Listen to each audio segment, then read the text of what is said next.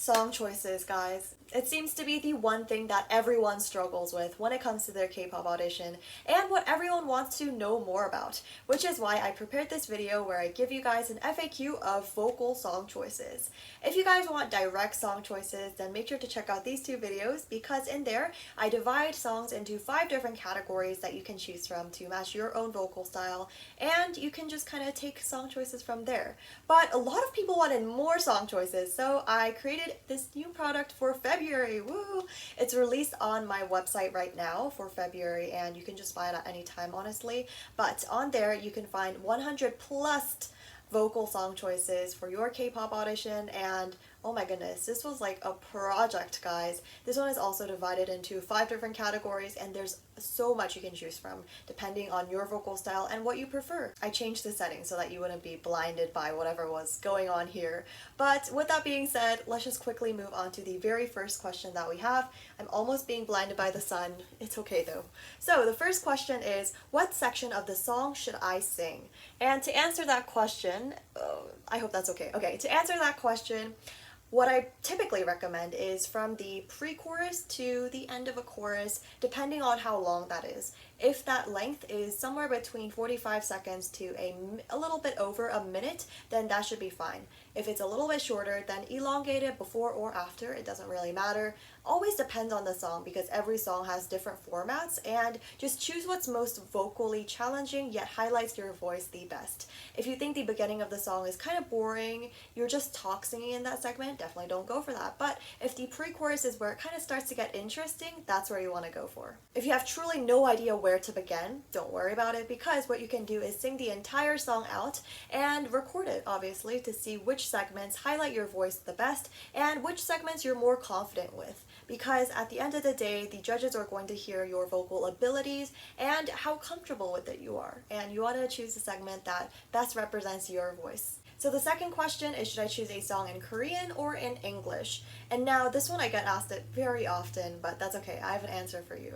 So let's say you are fluent in Korean and your pronunciation is pretty good even if you're not fluent in it. You're confident that it sounds correct and almost sounds like someone that is a native Korean.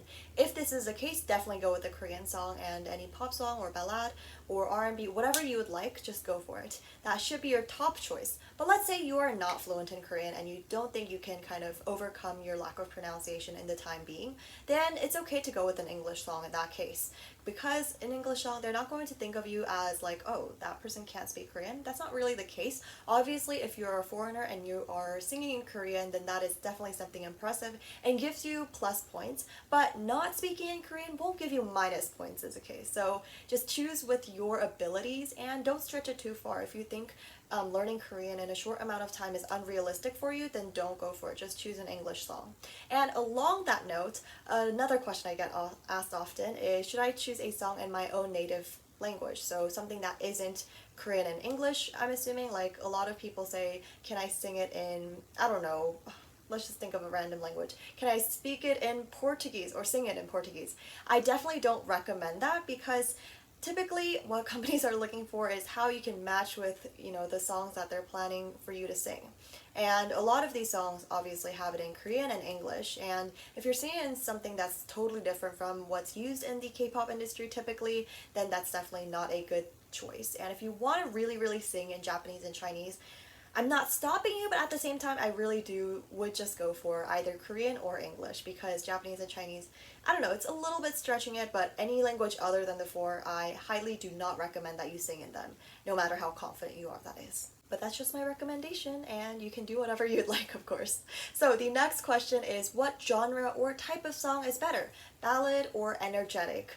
Now, this one really, really depends on your voice. Some people just really shine through ballad songs, and this tends to be the type of person that is like main vocal material. If you know what that means, this person, let's just describe a hypothetical person. Person A is amazing at hitting those high notes. They know how to really carry those emotions of a ballad song into their own singing. They know how to connect their emotions through the song. Then definitely go for a ballad.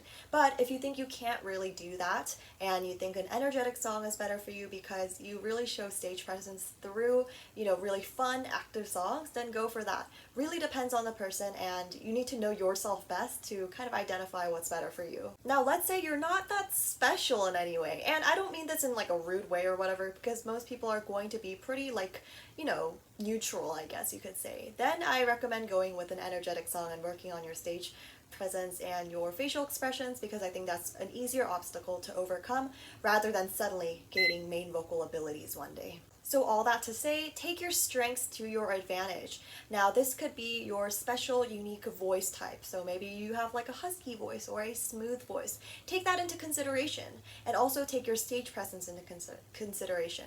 What do you think would be a good song choice that shows off your facial expressions the best? The next question is it okay if I sing a song with rapping in it?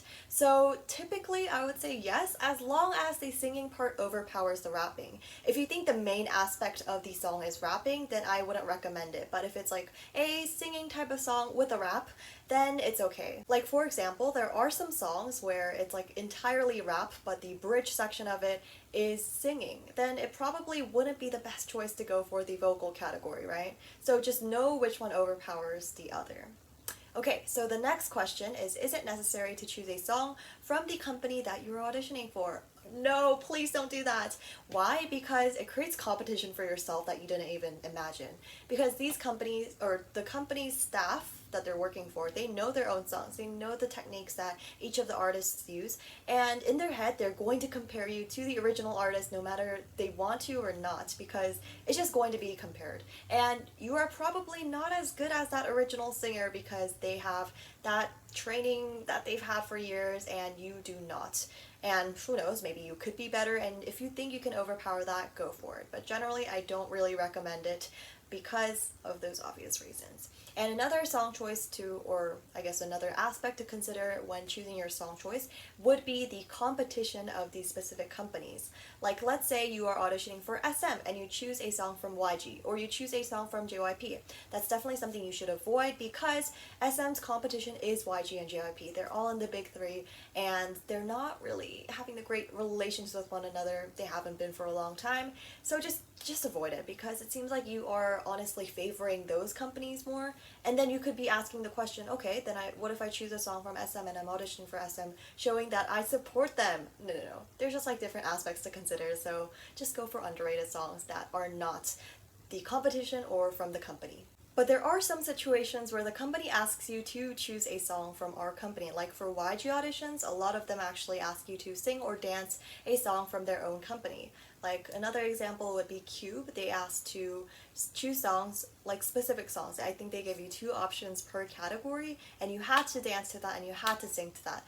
Apart from those situations, then go for my advice. If they're specifically asking for something, obviously follow that.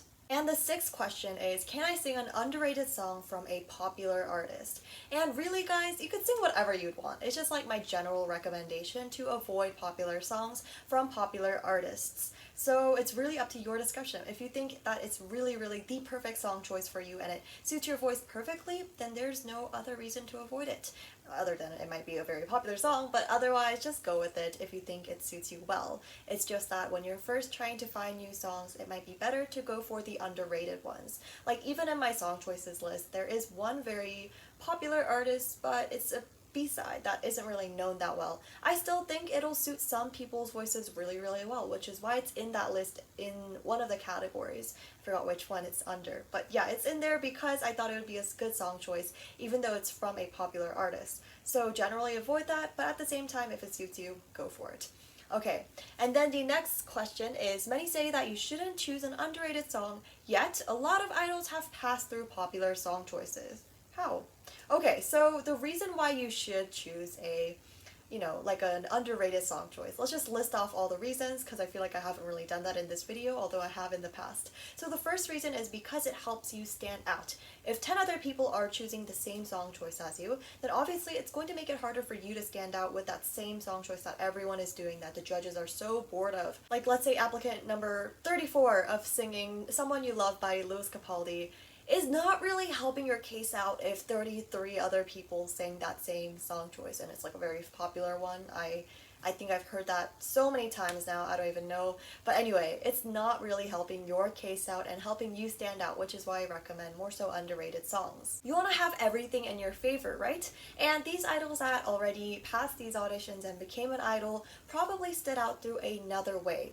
So if you have nothing else to stand out, you at least have to have an underrated song choice, right? Is what I mean. And obviously, you guys are going to stand out in one way or another. But these idols probably stood out because of their visuals, their vocal tone, something else that they added kind of differently to their performance, their stage presence, and the list goes on and on. And they had something else that helped them and supported them even with their popular song choice. And the eighth question I get asked often is, how do you know if a certain song choice suits you well? How do you know your own vocal style? And this is honestly really, really difficult if you just don't know yourself very well.